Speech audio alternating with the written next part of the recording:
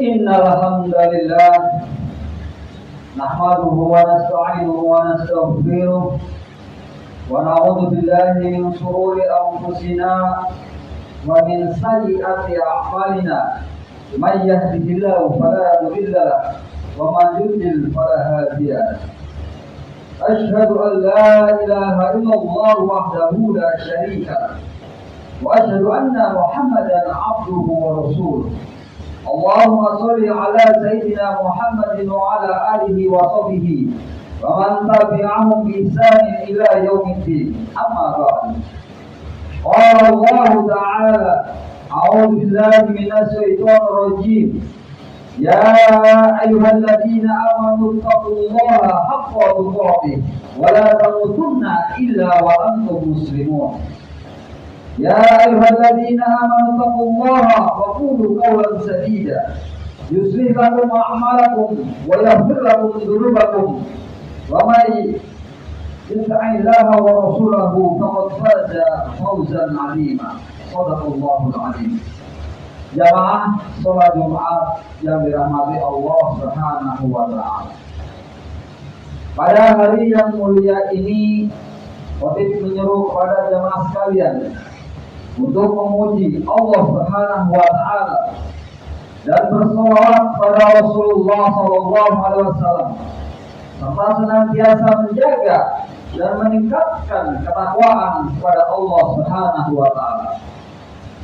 Semoga dengan ketakwaan tersebut kita diberikan solusi pada masalah yang sedang dihadapi dengan ketakwaan. Semoga kita juga dilimpahi rezeki yang tidak kita sangka-sangka.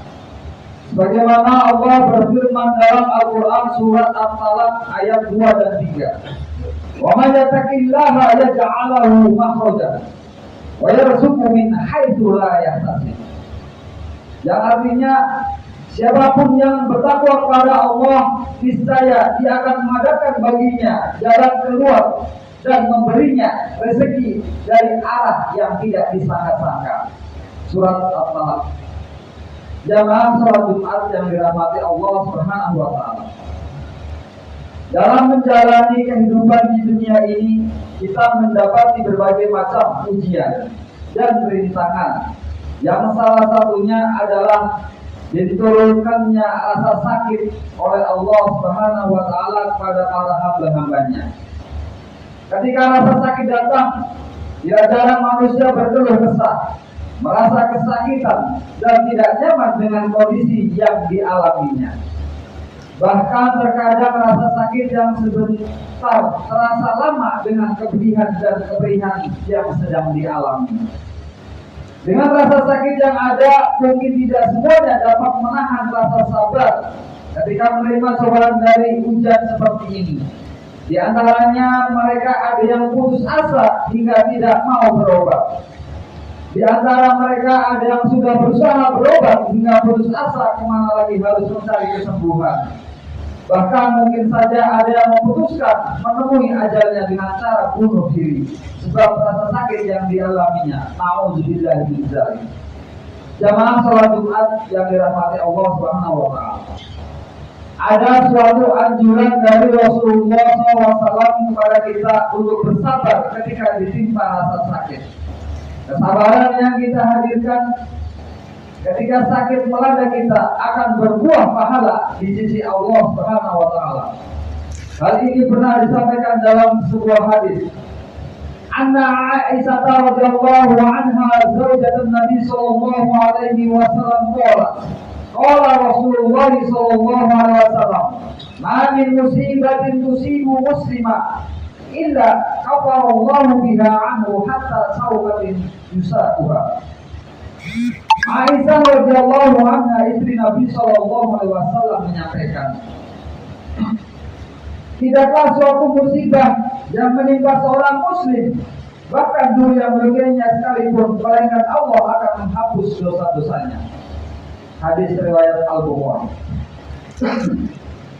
Dari hadis ini kita mendapati bahwa musibah yang menimpa seorang muslim sesungguhnya adalah penghapus segala kesalahan dan dosa yang pernah ia perbuat. Musibah ini maknanya umum. Boleh jadi ia adalah kesedihan sebab kehilangan sesuatu apapun. Orang yang dicintai, rasa sakit yang melanda baik secara lahir maupun batin, problematika kehidupan, rasa tidak aman dan kekhawatiran bahkan ketakutan. Jamaah sholat Jumat yang dirahmati Allah Subhanahu wa taala. Mengenai kesabaran yang kita lakukan dikala kita dalam merasa sakit. Allah berfirman dalam Al-Qur'an bahwa ada ganjaran dan pahala bagi orang-orang yang sabar, di mana pahala tersebut tidak terbatas jumlahnya. Allah berfirman dalam surat Az-Zumar ayat 10, "Innama yuwaffas sabirun ajrahum bighairi hisab." Sesungguhnya orang-orang yang bersabar akan dipenuhi pahala mereka tanpa hitungan. Pelajaran yang dapat kita ambil dari hadis di atas bahwa kesabaran sesuatu penyakit yang menimpa dirinya akan menjadi wasilah untuk masuk surga. Selain itu, pada hadis tersebut juga terdapat penjelasan boleh jadi seorang yang ditimpa penyakit itu sedang diangkat derajatnya oleh Allah Subhanahu wa taala. Jamaah sholat Jumat yang dirahmati Allah. Lantas bagaimana cara kita mempraktikkan rasa sabar ketika ditimpa penyakit? Pertama, kita dapat berbaik sangka kepada Allah bahwa apa yang menimpa kita merupakan suratan takdir ilahi, dan boleh jadi rasa sakit adalah wasilah supaya kita diangkat derajat dan martabatnya di sisi Allah Ta'ala dengan dihapuskan dosa-dosanya. Kedua, pasrah diri pada Allah Subhanahu wa Ta'ala dengan berdoa kepadanya supaya diberikan kesembuhan, dengan berdoa memohon kesembuhan. Artinya kita meyakini bahwa Allah Maha menyembuhkan dan Maha kuasa atas segala sesuatu.